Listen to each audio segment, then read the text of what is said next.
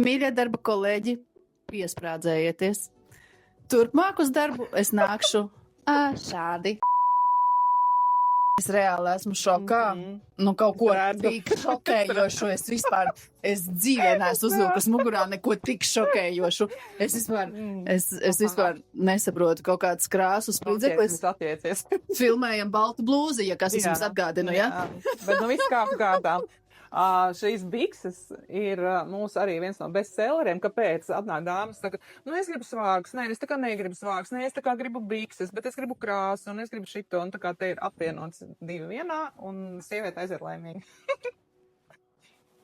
Nē, nu es varu nokomentēt, jūs šeit nepiedalījāties, ja, bet burtiski tikko ienāca sieviete, redzot uz mani šīs bikses, viņa pat nepamierīja un nopirka šitādas te tumši zaļā krāsā. Acīm redzot, šis ir hīts. Stājieties rindā!